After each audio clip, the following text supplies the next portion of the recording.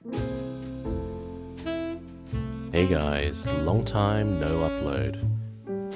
So leading up to Clash 2022, which is a premier Australian tournament for the Middle-earth strategy battle game, we decided to start a new series talking to some of the shining lights within the community.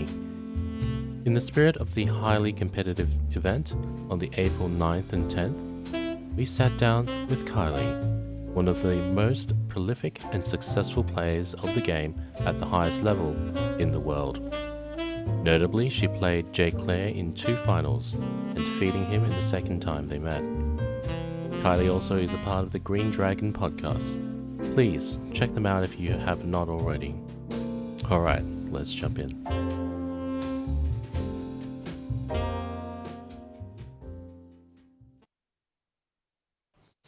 Hey everyone, welcome to a quick interview with a very special guest. We've got Kylie here with us, and we're just gonna Hello. hello Kylie, and we've also got Scott here as well to kind of help me with the questions. Hello. Hey, so look, without further ado, let's kind of pick your brain a little bit, Kylie, about Sure. Middle-earth strategy battle game. But first, let's start with a little bit of an intro. Tell us a little bit about yourself. How long have you been playing Middle-earth strategy battle game? Oh, how long have I been playing? Oh, that is a decidedly good question that I am not sure I can answer without giving away my age anymore. Let's go north of 15 years. I think it's a little longer than that. I've been playing for ages now. Alongside other members of our podcast like Jeremy and Matt, kind of all started similarly around the same time, and yeah, it's got me through a lot of my life. So yeah. Yeah, that's really cool. What kind of got you in? Like, was there like a Oh, did friends get you in, or did you get friends in? What was the story I'm behind that? I'm not sure if any of you remember, but there used to be like a magazine, like way back in the day, Ah, right as yes. the Fellowship of the Ring was had come out, and there was a big hype for the Two Towers that was like coming out a few weeks later, and yeah, that's how I got into it. I saw it. I was really big into Lord of the Rings. I just finished watching the book. Someone introduced me to the movies, and I just fell in love. And I was like, I like board games. I'm gonna play this. Oh wait, it's not a board game. That's okay. I'll play it anyway. And then proceeded to have it dominate the next 2 decades of my life. Wow, amazing. Yeah, I think that's a very similar story to a lot of people out there. Those magazines were like crack, really. Because I Yeah. think the first magazine was like what, $2 or something for some Moria goblins. Oh, Else, the first year, the magazine was bugger all. It was like a couple of bucks at like New Jays and stuff. It got a little bit more expensive as it got on, but it was like the perfect gateway drug. I wish I still had my magazines. I had every single one, and I have no idea what happened to them. I think they might have got lost in like a move or something at some point. But yeah, they were phenomenal. damn.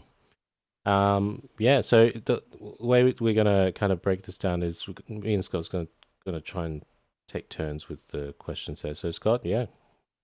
Yeah, I'm kind of curious. Do you remember which one was the first supplement? So when you said 15 years, I actually went and looked at like what the release schedule was for the game, like what supplements dropped, where and when that was. Um, and not putting a number on the years, but that was like 2007, 2008, right? And that's when the Khazad Doom, Gondor and Flames, Harad and Mordor and Kingdoms, and Mordor supplements came out. Hmm. Um, Let's put it this way. I remember when they came out. which one did All you get those first? all I actually my first purchase, like my first big rulebook purchase, was the Two Towers original redback rulebook. But I was playing at my club in the Fellowship of the Ring black back rulebook. And I think it wasn't until after Return of the King came out that they really started to push some of the older supplements like Shadow and Flame and what was the other one? Siege of Gondor or Pelennor Siege of Fields? Gondor? Yeah, Siege of Gondor and Pelennor Fields. They came after Return of the King. So yeah, I've essentially been playing. I've played this game in every single edition that's ever been released. Albeit the Fellowship one was only for about I think a period of about 3 or 4 months, but I am one of the few veterans that can say they've seen every edition of the rulebook. Yeah, it's funny you say that. I was just thinking to myself, like, wow, this is actually a real veteran, like a real veteran. Wow. Yeah. I guess like a follow up question is along that. So you've been playing Lord of the Rings for 15 years, but what about tournaments? Like, how long have you been doing that? Is that also 15 years? Um. Yeah, kind of. Yeah, essentially. Like I remember back in the day when Games Workshop actually used to run events. I know Games Workshop used to run events and tournaments. And they did. And my Amazing. first tournament was something called Conflict, way back when. And Conflict wasn't like a points match tournament. It was actually a narrative tournament. You actually had to bring basically all the stuff to play the scenarios. So specifically like Balin's Tomb and stuff. You had to have an entire fellowship and 24 goblins plus a cave troll and a couple of captains, and yeah, that was my entry drug. And then I got into a war games club. I have no idea if it's still active. Nunawading War Games Association. So, and that's where I met Jeremy. It was actually really interesting because we both joined that club at exactly the same time. Like I think we were separated by a week. Like I went down there and 1 week, and then the next week there was Jeremy rocking up, and we're both kind of new, trying to look for players and stuff like that. And yeah, that's it's start of a very long and fruitful friendship. Wow, amazing. Look, yeah, I think it's a lot of the events early on in the history of the game definitely were leaning towards that narrative, sort of scenario play. It's very interesting to kind of think about where the game kind of came from, because initially it's a lot of scenarios. The game was kind of like focused around good versus evil, and then now it's kind of morphed into this match play. More of a like sort of a balanced approach in terms of competitive gaming. Well, some people could tend to think of it that way, and that's definitely kind of how a lot of people view it at the moment. Um, but like throughout your kind of sort of gameplay history in events, like, do you have a favorite army that you always think of, like that you look on your shelf and you're like, you know what, I'm going to take you out for a spin again, like the go to. What's your go to for a tournament or My an event? my go-to for see, this is a really strange question for me because like I've been playing the game for quite a number of years now. So that the answer to this question changes kind of almost year to year. So if you had to ask this question to me, say, I think maybe 2, 3 years ago, I would have said Corsairs, Hmm. or even Angmar.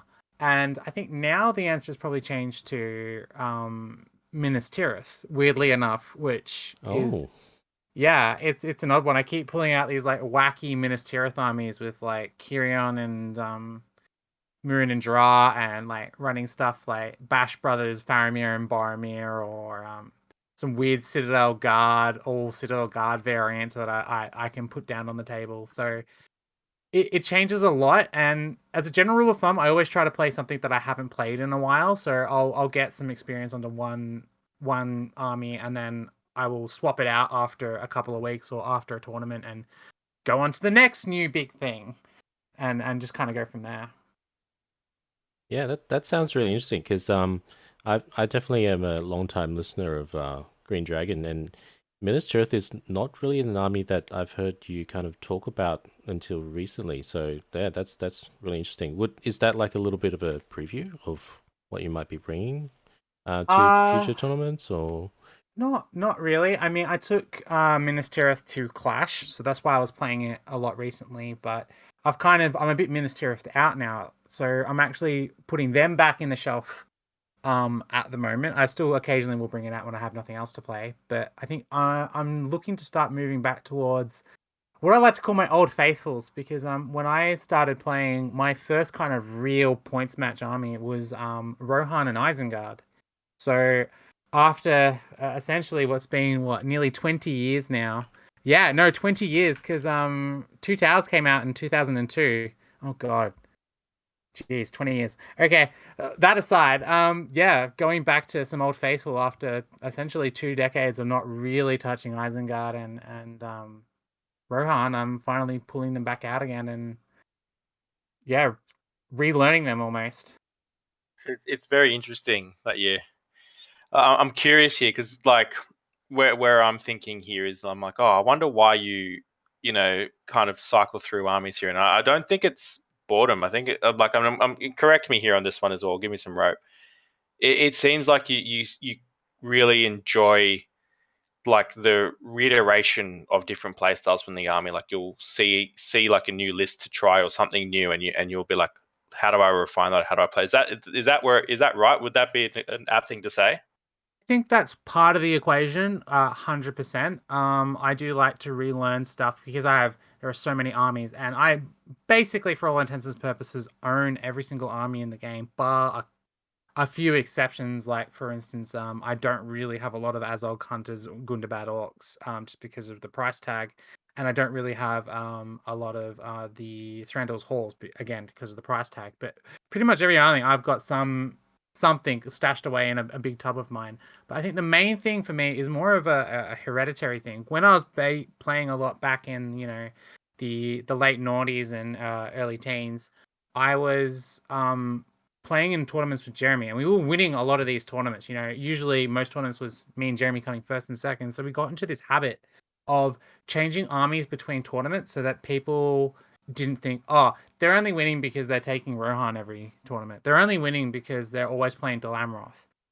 So we wanted to kind of nip that in the bud and change that paradigm by constantly taking something different and constantly challenging players to change their playstyles, to see different playstyles and see that every army list in the game can win tournaments, because that's how well designed this game is. See, and that's a really good point, because this is actually a question that I wanted to ask you as well. I mean, so a lot of people get caught up on meta and I guess like power rigging through list building, right? And I'm curious for your take here. For those of you who don't know, Kylie is easily the best player in the world, sucking it, J. Claire. But I'm curious too on what your take is. What's more important? Is it the composition of the list? Is it generalship? Like, where do you score these things, and what do you think is, I guess, more conducive to a competitive experience? I think it is foolhardy to say a list doesn't have any impact on the game whatsoever. Obviously, there are times when you'll play games and you'll look at what the scenario is and what your opponent's gone. My percentage chance to win this game is like 5%. So army list is always going to be a factor, but I don't think it's as big a factor as people put emphasis on. I don't think it's like half the game, for instance. I went through a period when I was playing my Angmar to learn how to beat lists that on paper I should lose against, in scenarios that I should lose against. For instance, learning how to win Storm the Camp with Gulliver when my opponent's playing 100% shooting Wood Elves and they get to shoot a Gulliver for 3 turns, and figuring out, oh wait, that's actually a lot lower. If I hard engage, I can get in and stuff like that. So for me, it's more about player skill and creativity, and I think a big part of that comes down to terrain, which is why I see a lot of like front to back armies, very similar cookie cutter kind of stuff coming out of Europe. Because at least in my experience coming to play, even at Ardacon and stuff, and at some of the local stores and that, when we went over there for Arda and stuff, the terrain was half, if not less than what we would normally play here in Australia. And that was like a big eye opener to me. It was like, oh, this is why Gandalf and Galadriel are taken all the time. This is why no evil army leaves home without a Shadow Lord and stuff. So yeah, that would be my kind of weird take on that question. Yeah, this actually leads straight into the next thing that I want to talk about is the subtle differences between sort of the way we play here, say in Australia, versus like a place like Europe, where you've obviously been to the UK to play in this quote unquote Euro meta or Euro scene. You mentioned that terrain is a big deal, and that actually impacts a lot with like list composition and the sort of boxes that you kind of tick. Was there anything else that that stood out to you that was really different or maybe very similar that was surprising to you? And also, yeah, what's your take on that? I think the big thing for me, or the biggest eye opener for me when I was playing games, was how players in not just Europe, but I think the States as well. I played against a few Americans that played this way.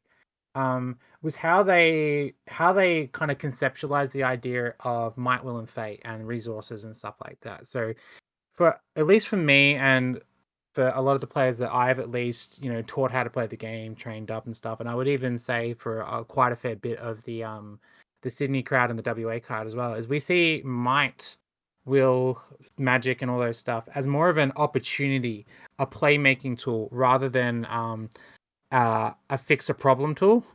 So in Europe, I've noticed that there's a lot more emphasis on like just pinning in place with spells. They see it more of a, you know, engagement kind of thing, rather than how we were playing, which was using it as an opportunity, using it to make a play, to like get in, get kills, get into a better position, changing the way that the game is flowing. And I distinctly remember a game I played against Pascal, and he was a German guy who gave me one of the best games of the tournament, and he was playing this like really nasty like Shadow Lord, pre-nerf, Dark Marshal. So it was just this nasty front to back list with like fight 5 Corsair Reavers, 2 attack, Watchers Arcana, and a whole bunch of Moran Norks to back it up. So it was lethal front to back.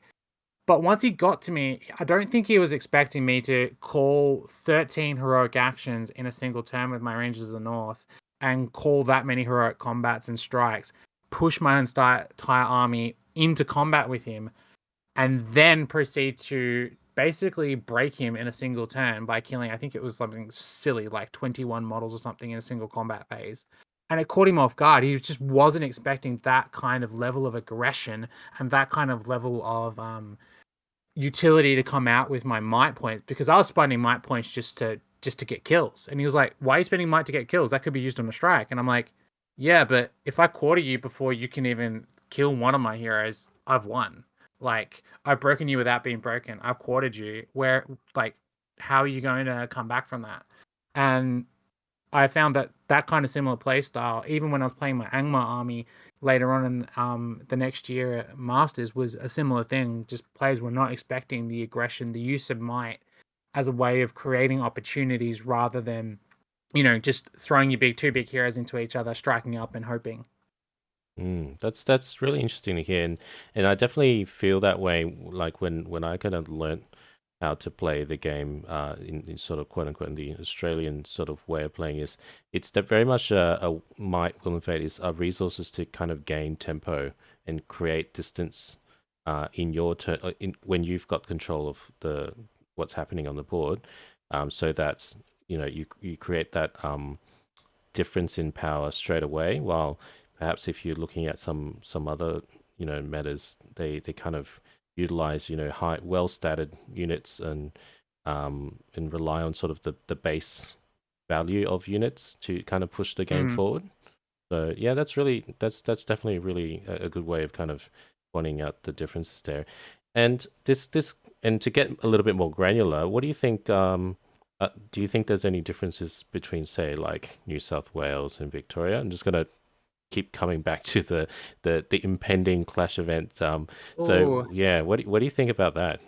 I think the styles are still quite similar, but I don't think that. I think there are a couple of key differences. There, I think you guys play a better like front to back shield wall kind of a play style, simply because of how you guys have evolved with that too. But I also think that you guys tend to run a lot more cavalry based armies than what we do down here, and are willing to take more of the quote unquote crazy stuff like Mumax and models like that, where we are a bit more traditional down here in Melbourne. But yeah, you guys have got some absolutely lethal players, and in like Andrew, as much as it pains me to say it, Andreas is a really confident player. Yeah. Andreas is a really confident player. Mike as well is phenomenal. So you've got all of these really powerful players, and what generally happens in a lot of scenes is the new players, the rookie players, will look at and mimic the play styles of the more experienced players, which is why you see a lot more cavalry armies in Sydney than you would in Melbourne, because Andrew plays a lot of cavalry. It's why you see a lot more of these wacky, crazy, quote unquote high IQ armies, because you got Andreas who's playing stuff like the Necromancer. So those kind of slight differences are always going to be there, but I think overall it's similar. And to really kind of zoom in, you've got to turn the magnification up a few levels before you see any real differences, I which is just want kind to of point cool. out that you said that New South Wales is high IQ. Yeah. Yeah, Specifically, I don't know. Andreas. You hit- On Andreas, as much as I give him shit, I do respect him as a player. Like, I distinctly remember at what was it? The tournament up in Queensland, Unleashed, other Unleashed, and I pulled Andreas in round 5, and I was like, oh man, Necromancer against Corsairs, this is gonna be rough. And he pushed me to the absolute limit. Like, I was having to do like really wacky stuff, like get my own army broken to kill, and then relying on clutch throwing weapon kills to like pull his models out of combat and stuff like that. Like, I was pulling every trick I had in the book, and that my army could throw at him to just even just hold my own against him. And there was a distinct moment at the very end of the game where I was like, man, if he can get this move off and get in range to Chill Soul, he could win the game here by killing the guy that has the prize. And luckily for me, he did not get the move off and get that spell off clutch in the last turn. So yeah. Very good. I guess one of the things here that you just mentioned as well, I kind of, and it weirdly enough leads into another question that we have written here is now you mentioned that new players tend to mimic top players, and that tends to define the meta. Now the question here is, what are the things that you look for when you're writing a list? Whether it's tools, tricks, might, breakpoints, like whatever it may be. In the context, I guess, of say someone new is listening to you right now, what are the things that you like? These are general good rules of thumb that you personally generally try to include in your list writing. All right. I got 3 things here that I think every new player should really think about when they're running a list. Okay, first one is reliable leader. You want a leader that can take a bit of a hit, so they're not gonna just evaporate the leader points out of nowhere. So a good leader is, for me, is any hero model that has a might and fate value of 3 or higher. What I mean by that is, if you think of fate as a half a wound, you want their total wounds and their quote unquote 0.5 fate points to equal 3 or more. There's a couple of exceptions, like the Witch King of Angmar and stuff like that, but as a general rule of thumb, go for that. The second thing is a good store of might to be able to create plays and opportunities. So try to always, I think the rule of thumb is 1 might point per 100 points, rounding up. It's a great rule to live by. It does wonders for pretty much any army in the game and is not going to steer you wrong. The final thing is, make sure your army is not redundant, but can take a bit of a hit, a bit more forgiving. So make sure that your model limit is nice and high, nice and juicy. It might be tempting to take, Huron, Faramir, and Boromir, but your models count is going to be really low, even at like say 800 points. It would probably be better off for a newer player to not bother taking one of those big heroes, sub them down to a captain and get those extra models, because one of the cardinal things with new players is, if you take a low model count army and you cop a hit early, you're in a lot of strait, because you need to really maximize the effectiveness of your troops when you have a low model count army. So always look for a nice juicy healthy model count army. So at 650, I wouldn't play anything less than 30 models for a new player.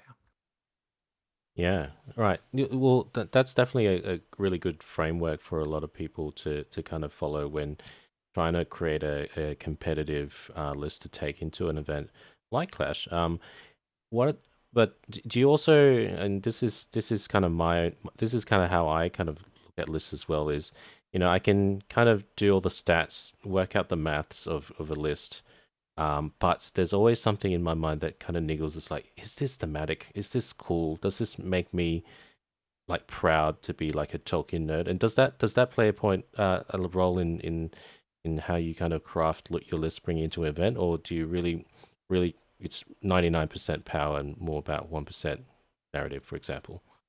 Um, it's interesting you say that because I think definitely with Legendary Legions coming out, the shift is going towards more narrative. I don't think that the kind of homunculus, a bit of everything army, lots of allies to fix weaknesses, is that necessarily the way to go. I've always had this principle of have an idea, a strategy, or a rule that you want to play around in a game. For instance, Wood Elves, as an example, um, it might be a good idea to include some Fight 6 Galadrim, but every Fight 6 Galadrim court guard you add into the list is a throwing weapon you don't have, or it's a bow that you don't have. So, in that regard, it's better for you to lean into your strengths and play more to your strengths, especially if you're bringing in allies and stuff, than it is to um, err away from that and try and bring in something that's less thematic but it's going to cover some weaknesses. Because if you're skilled, if you learn your army and learn to play around their skills, playing into your strengths is a lot more efficient like that. And incidentally, themed armies will do that for you almost automatically. If you are playing Wood Elves, like I said, and you just go heavy into Wood Elves, you take captains, you take Haldir, maybe Celeborn or Galadriel, maybe even Pajama mode, it's gonna feel a lot better, and you're not gonna have as many moving parts or parts of your army that your opponent can pick out in that regard. So I don't think theme is necessarily equals a weaker army, but I don't think at the same time a more kind of competitive, playing to the stats kind of army is always going to be better than a army that's themed, because when you put the models on the table, if you're able to pick out those key models in your opponent's army in that kind of, Hydra, homunculus, bit of everything army, they're going to crumple a lot quicker because they don't have that key model that their army is built around. Yeah, I guess it leans heavily into the way the armies are built, or factions are kind of set out in the actual game itself. So yeah, that's a really good insight there.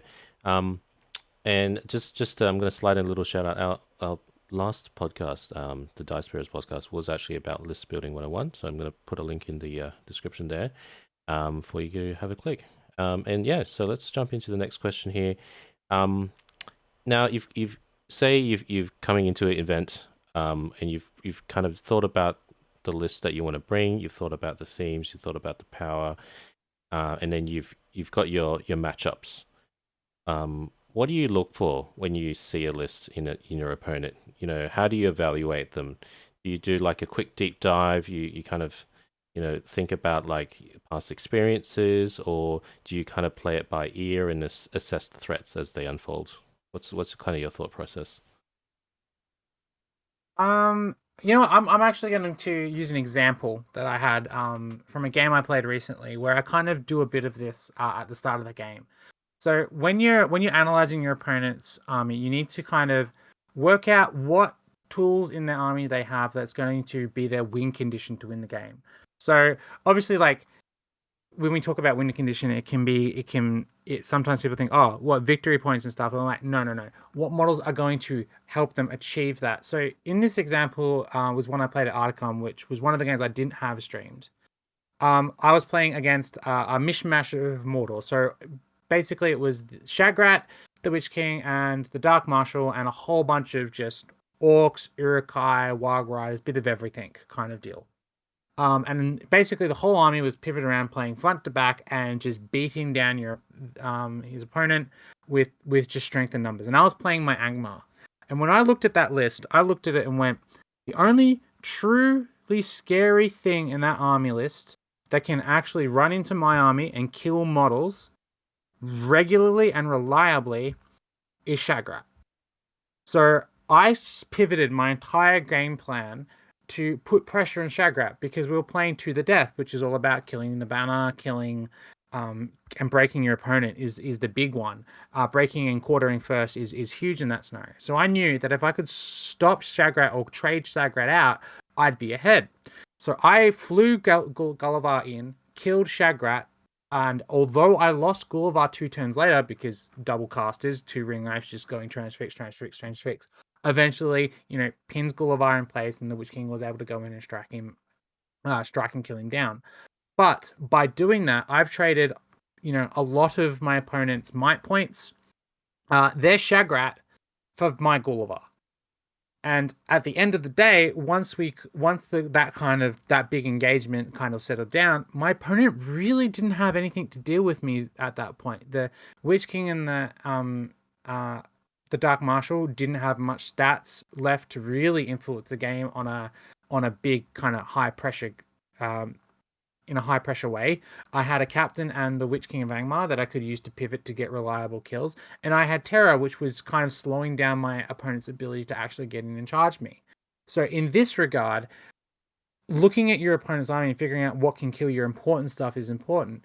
And kind of going into that, when you look at your opponent's army, like say in a movement-based scenario, their cavalry, if they have token amount of cavalry, then those are going to be the things that you got to try and lock down and harass and try and pick off as much as possible, because towards the late game they have a better chance of slipping past your line and like getting into your camp and storm the camp to capture it, or getting behind you and destroying the objectives in pillage. So always look for what tools your opponent has to stop you and to be able to actually actively win the game, not just, what's the biggest, scariest thing they have. That is actually everything that you've said so far has been excellent advice. Like just genuinely excellent. Thank you. It's so good to hear. Like, it's very rare to get like really good like how the mental map of a competitive player works sometimes, and this is fantastic. I guess one of the questions here that kind of follow ups here. The game obviously plays different at different points levels. Like it varies. Do you have a particular points level that you think is the most competitive? Tell me what you think of this one as well. But it seems like overseas right now we're starting to see a slow push towards like the 800, 850 point marks. Like, do you think there's a sweet spot for competitive Lord of the Rings? It's a tricky one. I think it changes as the metas and not so much the metas, but as editions evolve and how the points end up shaking out. I think I prefer 650 points as a base, because you can't take everything and you have to make serious thoughts about what and how you're going to design your lists. But I think if you want to test the ultimate skill between two players, I think a best of 3 at 800 points would do that the best, because both players are going to have all the tools they need to win a game, tools to be able to disarm their opponents, tools and heroes and models and stuff like that. But it's a big enough points where you actually are putting an army down like that, and gives you kind of access to most of the game. But if I was going to run a tournament, I think 650 is probably the best way to get to that conclusion, because obviously a best of 3 at 800 points is not going to really be viable at any kind of tournament, and 800 points takes a long time. So I think 650 at the moment is where I'm leaning, maybe 700, but around that kind of ballpark, because the big heroes have like 400 points, like for instance, the Balrog and Sauron and stuff. 700 if you want to bring in Smaug into that conversation as well. So that's where I would sit. 650, 700, I think is a good tournament standard. Yeah, wow. Yeah, so I definitely agree with you, and Scott's he's shaking his head. He's a big fan of the really big games like 1,000 points. That's not true. I'm like 800's like my favorite, but 850 Yeah. because you can bring all the cool toys. I can bring all the dwarves and the boys and be like, yeah, it's dwarf squad time. Like, I don't have to pick between like. Don't get me wrong, I absolutely love 800 points and bigger. I've even played a few 1,500 point games, which are a wild experience. If you've never played a 1,500 point game, play one, because it plays completely differently to any other kind of game of Lord of the Rings. The way the game flows is completely changed. Yeah. See, I'm thinking to myself, I'm like, Eric, paint 1,500 points of Arnold or Easterlings. Let's go. Oh my gosh! Imagine 1,500 points of Arnold. Jesus. I think the closest Scott and I have ever gotten to that was probably we tried out War of the Ring. This is a little bit of a tangent, but War of the Ring. Yeah, we had a lot of fun. Yeah, we had so much fun playing that. It was just literally on a whim. We're like, let's just try it. Literally message each other in the morning and then got it together and tried it out, and I had a lot of fun. I reckon that game has a lot of legs, just needs a little bit of balance. But yeah, Yeah, can agree on that. Having gone through my War of the Ring phase and realized very quickly that the game is balanced not to 1,200 points. The game is balanced to 4,000, 5,000 points. yeah, yeah. And people just don't realize how many models that actually is in the table. It's close to 400 models that you've got to put down per player. So yeah, if you ever want to play like a good game of War of the Ring where it actually feels like you're playing a game of War of the Ring, you need to get like all your mates in on it and make it like a day of it. Yeah, that sounds amazing, and yeah, we definitely get that feeling when we played it, because we played it at what, I think it's 1.5 or something really baby. I think And- we ran out of models. yeah, And it we're just- like, we Yeah. both think that we have huge armies, and we're like, we ran out of models. yeah, it was just like, let's use bottle caps for models at this point. Come back to me when you play a game of War of the Ring and you see your opponent put down 27 trays worth of just regular Moria goblins. Awesome. That just sounds amazing and also insane at the same time. I tried to put down 32 Kazagard, and I'm like, this isn't enough. I have 32 Kazagard. It wasn't enough. Yeah, that's only like 4 trays. Yeah. That's whatever. You need like get up to 6 trays, which is 48. Yeah, amazing. Let's get back and on track a little bit about the competitive side of gaming again. Like Mhm. now that we kind of talked about your thought process around lists and that sort of thing. What would be, if you had one thing to give to someone new coming into the game and going to their first event, just one word of wisdom, what would that be?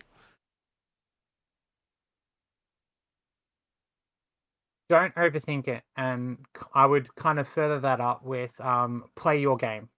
Don't get sucked into your opponent's play style or their psychology or other. Just play your style. If your style, if you're playing dwarves, you just play front to back dwarves. If you're playing cheesy high elves with shooting, then you just sit back and you shoot for a few turns.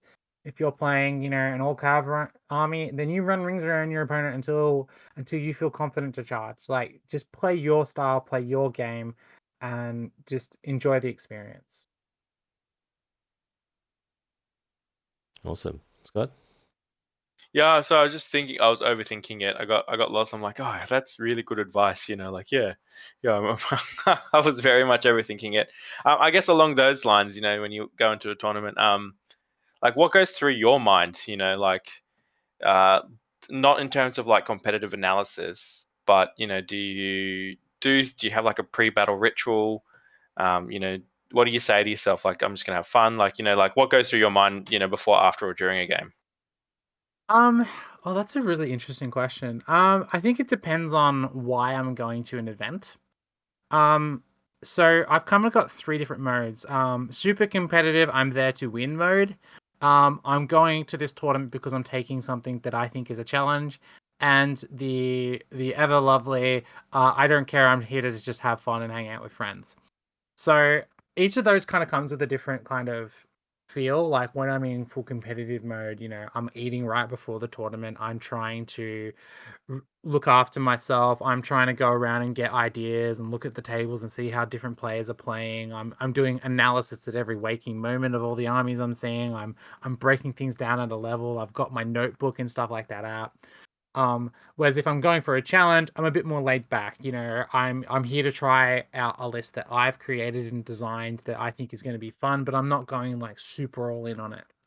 And then finally, if I'm going for a laugh, I'm not even thinking about it. I'm there to like just have chats with players, and I'm actively going out to, find people I haven't seen in ages, which is probably what's going to happen at Clash. I'm probably going to be gas bagging a lot more than I'm actually going to be focusing on my games. So I'm yeah, I looking guess. forward to it in Clash, where you just go from like having fun and having a beer and having a yarn, and then you pull out Andreas and like, all right, here comes the notepad, here comes the dice tray, like it's ready.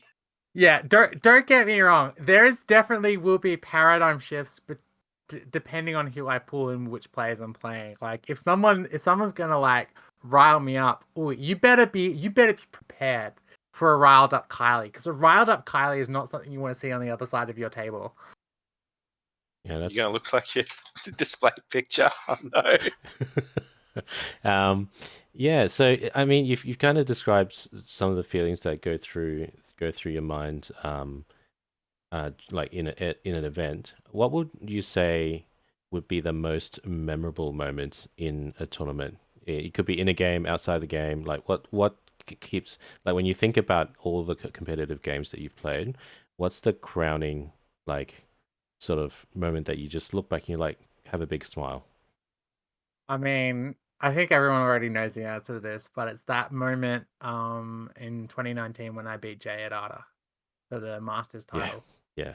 I think every time I think about it, and every time I look at the trophy that's sitting on my shelf, I'm just like, man, I went there. I got to the very, very top of something. Like that always brings a smile. And I think it's important to preface as well that there were two other big defining moments that one led up to that moment where I got to beat Jay, and another one preceded it. Leading up to Jay, I had played Jay in the finals the previous year, and I made a really big mistake, a big blunder, and that was huge for me. Like making such a small rookie mistake, because I thought I'd lured Dre into a trap. I thought, oh, I've left Arathorn open, and Jay can come in and kill him, but. I thought I had him in the thing because I was going to hurry combat and elf basically into that combat and then just beat down on Jay. But not realizing Jay had prepared for that and had used some funky control zones to block me out. So that completely changed the way mentally I went to prepare for a tournament, before a game. I started treating every opponent as serious. Like it was a big paradigm shift, and if that moment hadn't happened, I don't think when I came back the next year I would have got that crowning achievement against Jay. And it's interesting too because similarly, after I played that game against Jay and won the Masters event, the next day was the Open Team Championship. And the very last round, round 6, before I went into before the exhibition place between first and second that gets streamed, I played a player. I'm not going to name him, but if people are really interested, they probably could dig the name up. I played against a player and had the literal worst game of Lord of the Rings I have ever experienced. Not because I played bad. I think I played one of the best games I've ever played, but how negative and how emotional I got during that game, not just from a game perspective, but from like a social perspective. Like I had a breakdown. I actually had to the TOs made me leave the table because I was on the verge of tears, and like it was just a shit moment. It was two players with opposing ideas of about how the game should be played came up against each other and started butting heads, and it was just a shit time essentially. And that in and of itself, off the back of this amazing crowning moment of this Masters win, kind of humbled me a bit to kind of remind me that the big trophy at the end of the day isn't what matters.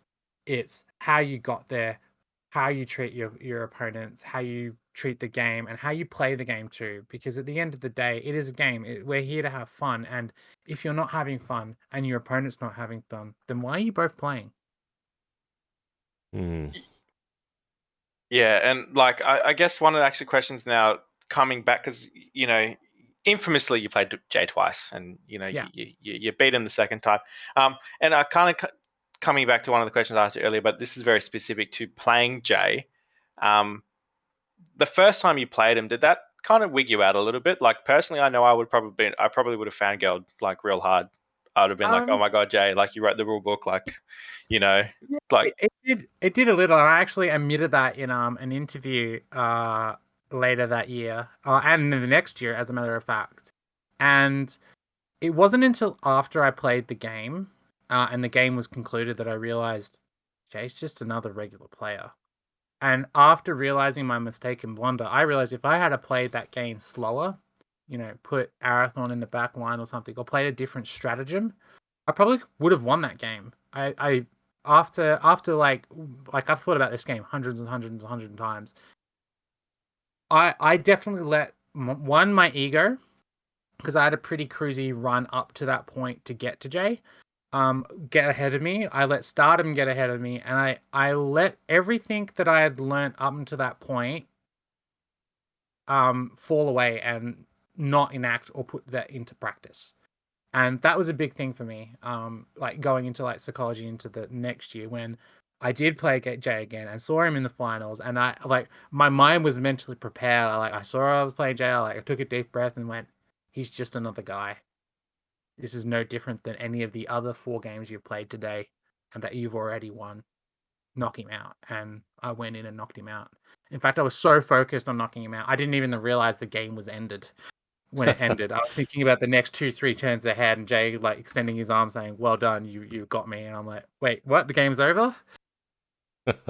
Amazing.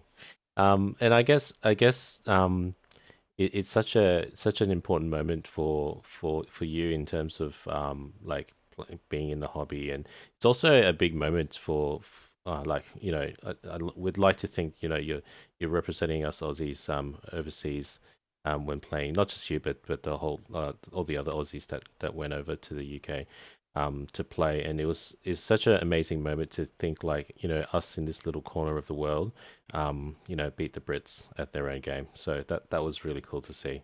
And yeah, thank you for your efforts Thank you so much. in doing that. So that was really cool. And I was there actually when I watched it live on, I think it was uh, Andreas and Yeah, Norwegian Vikings live stream. Yeah, I yeah. watched that live, and I stayed up with Andrew Coleman in the chat. So that was really Oh, fun to watch. can Um, I just say? Can I just say? yeah, I that gave me so much confidence and drive once I heard that other Aussies were in the chat. That I can't state how much focus just knowing that I had, you know, friends, family, and fellow gamers back home supporting me like that. It felt like I had the entire Australian SPG community behind me, and more so too, because I knew there were, you know, other internationals that were like begging me to beat Jay, and it just gave me a sense of purpose and focus that I've never experienced ever at any other point in my life. And I cannot thank people enough for tuning in and sticking by me in that moment, because it was an unreal feeling. yeah, it was really cool seeing it all unfold. And yeah. Uh, let's talk about Clash. So, what are Hit you? me. Yeah, what are you considering? You don't have to reveal anything Oh specific. no, no. Yeah. I've already revealed. Oh, okay. I got a podcast out that went out today Oh, as okay. well. Yep. So and I was going to let Andrew, Mike and Andreas when I eventually appear on their podcast to design my list for me live on air. And then I went, nah, bugger that. Because I've been thinking about one specific model for a very long time, and I've been threatening to do it and threatening to do it and threatening to do it, and then never ended up doing it. And I feel like this is the moment to do it. I'm taking AL the Young to Clash. Oh yeah, I I haven't I like it. like got it. an I haven't got an exact composition for him yet. There might be some King's Huntsman in there. There might not be. It might be more Cav. Might be some infantry. Maybe even an allied contingent from Gondor. I don't know yet. All I know is that my leader, my hallmark model, is going to be AO, and I'm super looking forward to, because I think with Legendary Legions banned, and he doesn't have to compete as competitively with other Rohan heroes that are available to players, I think he's going to be my guy. That's so cool to hear. He's one of my favorites. And I know Alexa, one of the other dice players, he's a huge fan of Elder Young as well. So he's probably really happy to hear that you're taking his boy to Clash as well. So that's really awesome to hear, and can't wait to see kind of when the lists drop, and see the final iteration or iteration of the list that you're going to lock in um for the event. Yeah, I'm interested to see what I come up with too, because I still have no clue. but yeah, Earl's a great starting point, and I'm really keen to see that. Yeah, Scott. Yeah, I was just thinking about how El's really like a mounted dwarf. But then I'm like, in my own mind, I'm like, well, actually, a mounted dwarf is a mounted dwarf. So Mm. I'll just He's anyway. he's really interesting because he provides buffs to Son of AL. He's got that really cool legendary hero special, and he's really quick. I think players are going to really underestimate how quick AL can get around the table. I think With people, his yeah, I think you'll surprise a lot of people because you don't see, like, I'm gonna call it OG Rohan because it's like OG Rohan, not Theoden Rohan, you know. So I Mm. think it is gonna. You're right. I think it's gonna shock on a lot of people as well. How many sons are you gonna bring? Most of the lists I have written floating around 5 to 6. As good as Suns are, and the want to spam them, I know that I need to get the model count up as high as I can get it. Most lists I've got at the moment hover in between 24 and 26 models, and that's because I've taken a slightly lower Sun count. And I guess than- along those lines, are you abiding by your own rule of 30 models? No, I'm not. I'm an all cap list as well, so that number is going to naturally go down. But being able to put, say, for instance, if I go for the quote unquote swarm option of putting down 26 mounted models onto the table, that's not a number to be sniffed at. That's a lot of mounted models, and it's Rohan mounted models, so they're all got that strength buff on the charge. That's a lot of shooting too. There's 5 models in the entire list that can't shoot, and that's the Sons of El. Everything else has a ranged weapon in some way, shape, or form.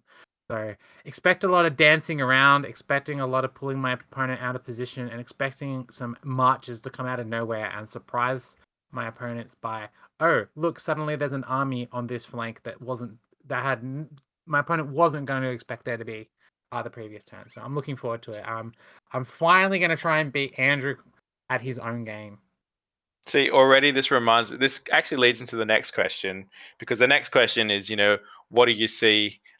So, is there anything that you'll see on your opponent's army make you groan? But I know already for a fact, seeing a Rohan army that's just going to kite my dumb dwarves around for like 15 turns, I'll be like, oh, I just want to fight things. So, in that spirit, what would you not like to see against you? Like, is there anything that you see on the table? You're like, why would you do this, man? Like, why would you bring that? Like, is there anything like that you just like, this is not cool? I'm gonna be annoyed if someone drops a Mumak, simply not because I can't kill it, but because me fighting a Mumak is essentially going to be coming down to a 50-50 roll to get into the Mumak and kill him. That's kind of the thing that kind of makes me inwardly groan a bit. I was like, oh, Mumak, okay, I do my setup, I get in range, I go in. Do I actually win the roll off to actually get in and pin the Mumak? So that's one of the things that's in the back of my mind that's making me kind of go, ugh, a little bit. The other one is anyone who brings Pall of Shadows or Cast Blinding Light is going to basically cop a lot of sledging from me, because I'm fully expecting to not win that shooting war in that case. And that's a really good point, because you've brought up 2 really key aspects for Middle Earth strategy battle game, and something that a lot of newer players sometimes kind of are shocked by is the game sometimes just boils down to these like 50-50 roll-offs. I know I've got a few friends who kind of dabble in the game, and they're like, you know what, and they play other war games as well, and they're like, you know what, sometimes this 50-50 roll-off is really annoying, or like, you know what, shooting is like too powerful or not powerful enough, blah blah blah. And this kind of leads to my question for you is, what do you think is the overall balance of Middle Earth strategy battle game at the moment? And do you think it's in a good place? I know this is a really open question, but just kind of give you a bit of a... Well, we love our open questions. I'm going to answer this question in 2 ways. I think as it stands, I think I've said this a lot. It's 5% of the models in the game, or 5% of the rules in the game, ruin it for the rest of the 95%. So that is where my kind of thoughts are. Ergo, think Vanquishes, the Necromancer, the Black Riders, Legendary Legion, Shades, the Watcher in the Water and stuff like that. Okay, these are problem models that make the game unfun to play, and just aren't thought fully in terms of balance. I think the shining hope that a lot of players, I want to give to a lot of players, is that the core rule system of Lord of the Rings is so well crafted and so dirty that it's taking a lot to break it. And what I mean by that is there's always going to be an opportunity for when the addition to rotate, for them to fix a lot of the problems that's in the game. And there's always an opportunity, even if you've got a bad matchup or your opponent's taking something broken, for you to come back and win the game. You just need to recognize what opportunity you have to actually do it. So overall, it's not bad, but in terms of like, if you wanted to say compare it to a fully competitive balance or evolving balanced game, such as say something like League of Legends or Counter-Strike or something like that that kind of is in a similar sphere, I think it's got a long way to go before it can get to that point where you could say it's a truly competitive game. And I think part of that too is to do with the fact that board games are it's very hard to kind of tweak and patch the game as you go. Like we have these 2 yearly FAQs that don't do as much as they should be able to do. Yeah, is what my gripe is, like the FAQs are almost thicker than the rulebook at this stage. Yeah. Yeah.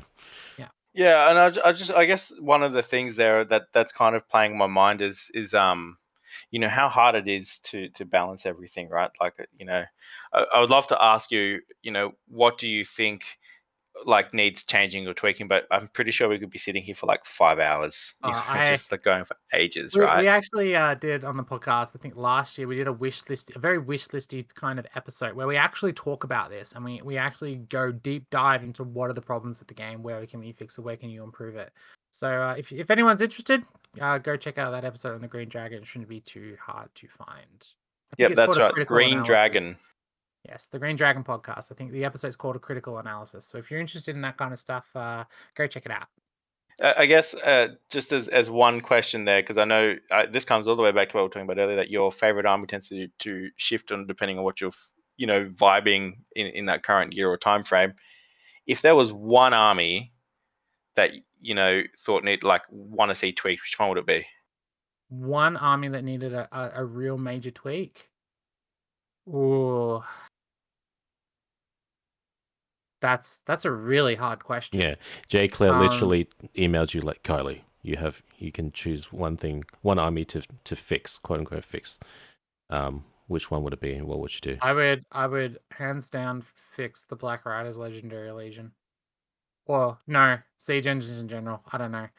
It's hard because Siege Engines are across a lot of armies. So I would say the Legendary Legion for the Black Riders, or the Vanquishers of the Necromancer. One of those two, because they're just egregious at the moment. What about in terms of a buff? If you had to like buff one If I had army, to buff something up into a sphere of competitiveness, Say Arno. Arno would be one of my top runners. Yeah.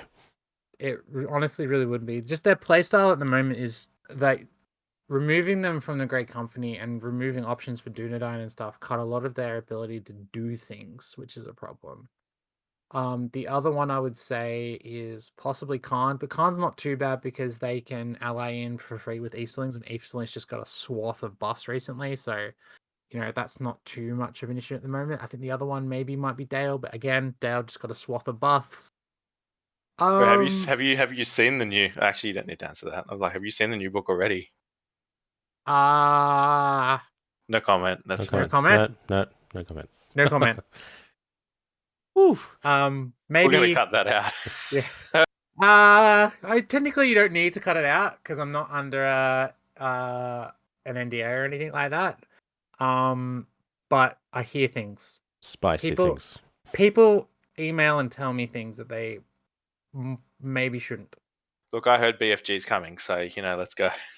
Yeah. The other one would be Hobbits. I think need a tiny bit of a tweak. Just in terms of allies and stuff like that, and bringing Dunedain in. But yeah, actually, you know what, Arnold. Let's go with Arnold because actually, when I think about it more and more, Arnold it's in a strong place, but it's not in a sphere of like everything else, like Rivendell or Gondor or Rohan. Like they're just in a really shitty place. And yeah, I guess in terms of like there's definitely armies that are in a bad place or a good place. What about like good and evil? Do you think there's an imbalance there? Like if you've got one side that can shoot into combat and with magic casters that've got like 20 will, like compared to good armies with like really strong heroes, what do you think? Is there an imbalance there, do you think? In terms of the straight up good versus evil matchup, or the good versus good matchup, or the evil versus evil matchup, no. I think it's a total myth that there is an imbalance there. I think the models that make it seem like an imbalance, that's a problem with the model, that specific character, not with the entire concept of good and evil, good on good and evil on evil. That's a really interesting take because me and Scott always talk about this. how like evil can shoot into combat, and that inherently gives them just this slight edge in terms of like gameplay opportunity. Yeah, but Yeah. it comes at a cost. Comes at a cost being able to shoot into combat because the best shots in your army are Harad and some four other 4+ shoots, and all those armies that can shoot at 4+ naturally will have lower defense. Mm-hmm. So you're easily breached. And good, although they can't shoot in combat, naturally have better shooters in that they can get to 3 and 2+ to hit and better bows and stuff like that. So I don't think it's overall a massive problem.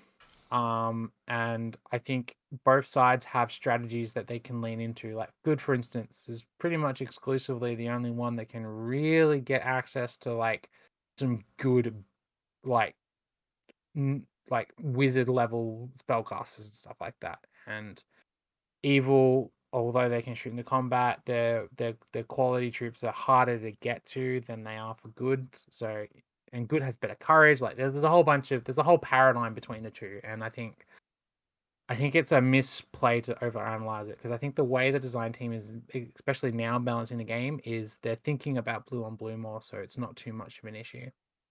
I like that. That's a good insight, actually. That it's the design philosophy is changing, because it is very easy to think that design philosophy is kind of set in stone, particularly in the games, what's 15, 16 years old. Older Now than that, I this think is it's 20 years old. Yeah. I don't want to pretend I'm that old, right? Yeah. One of my this will be one of my last questions here, and look, it's a good one. It's a really good one. What is your favorite dwarf faction, and why all dwarves number one?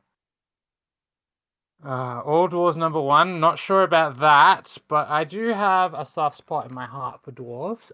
Number one dwarf faction.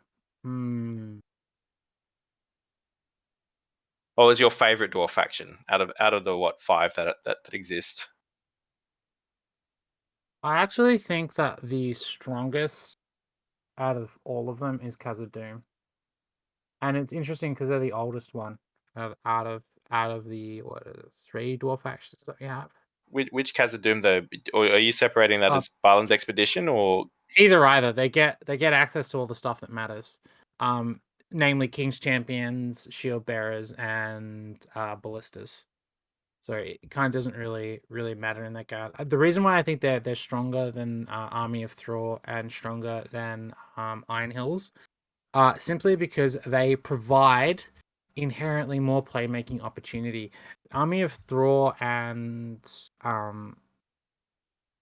Iron Hills are very static in the way they play, and the models that create those opportunities are all your big, massive heroes. So if they get bogged down, you're kind of out of options in that regard. And like, yeah, you can pick up Master of Battle and stuff, and young Thorin and stuff are really good, and you got Thorin Thrain and stuff like that too. But in terms of their actual playstyle, I've always found I can do more with a Khazad-dûm list than I can with the other dwarf lists because of the tricks and stuff they get within the list. Yeah. And dwarf rangers are amazing. Like, yeah. Oh my god, I could speak forever on dwarf rangers.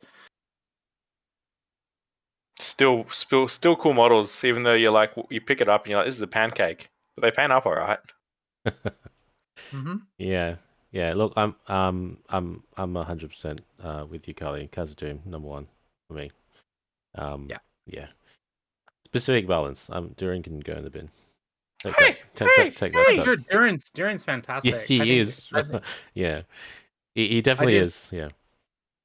Yeah, I've been playing a lot with Durin recently, and yeah, I really enjoy the kind of style he brings to a dwarf list. Particularly as a herder, you use him like a troll chieftain or something like that. You use him to push your opponent's army around into other stuff. So yeah, quick piece of advice: never put the King's Champion and your Durin next to each other in standard front to back games, because if they try to avoid one, they'll hit the other. It's good advice. That's really important for dwarf players, kind of spreading out your heroes correctly and creating multiple threats. But that in itself is like a whole discussion, dwarves in general. Maybe we can talk about dwarves one day. Look, let's wrap it up. We've taken enough of your time. Thank you so much for You're welcome. for sitting down with us and just letting us pick your brain a bit. And we're gonna wrap it up with final question. What's your favorite meme so far from all the meme content leading up to Clash? That's the first part, and the second part is what memes that do you think should be what kind of meme content would you like to see leading up to Clash? Ooh, which meme content do I enjoy the most? There was a really good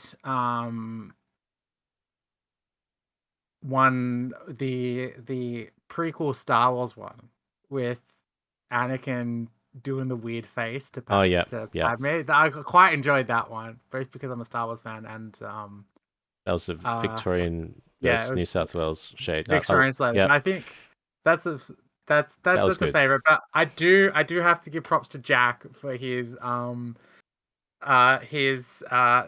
he did of me with the buffed up corgi on my request. Yeah, I had a bit of a giggle on that one. awesome. What was the other question? So and what do you What think? meme? Yeah, what meme content we haven't seen that you'd like to see leading up to Clash? See, I'm a big fan of the OG meme stuff. So maybe some Kermit the Frog stuff could be cool. Oh yeah, I haven't seen anyone dip into that kind of stuff. surprisingly, no Gandalf or Boromir memes. Yeah, just the originals. thing is, like, Lord of the Rings memes don't really work when you're thinking about Lord of the Rings. They work in relation to something else. Yeah, 100%. That's why the Star Wars ones work really well. Yeah, It's the crossovers that really tickles the meme juices. Yeah, well, thank you so much, Kylie, for the chat. It's been really insightful and really fun to talk about your sort of journey, and may you continue to roll well when you're in the future events. And look, we're going to be seeing you in Clash. Fingers crossed. I think me and Scott are going to be streaming the games. So yeah, hopefully we'll see you on the top tables. All the best. hopefully. I guess we'll find out. I'm definitely going to need a roll well because I'm not running any big superheroes. So hopefully I can get some sixes going. Right. It's all right. You will know it's on when you start breaking out the notepad and like a protractor and a compass. Like, it's going to be real. We'll need a note. Protractor and a compass I've yet to pull out in the middle of a game, but my notebook I have definitely pulled out on a number of occasions. You could just know, like, after this, like, your opponent's sitting across from you and they're like, what? Like, you just reach on the table, pull out this note, put you're like, oh no, like, it's like just music starts somewhere in the distance, like a monologue. A montage, sorry. Like Dark Souls. I like to think it's like like when you like play like Kingdom Hearts, Final Fantasy, Dark Souls and stuff, and you're fighting a boss, and then you get the boss into red bar, and then they change their attack patterns and the music shifts. Yeah. That's what I think happens. Yeah, you get a cutscene and then it's the boss like takes off his clothes. You're like, oh shit. Oh shit, just got real. Yeah, phase 2. Yeah, thank you so much. All right, have a good day, everyone, and we'll hopefully get some more Clash content coming your way. Thank you very much for listening. Right, cool. I'm gonna stop the recording there.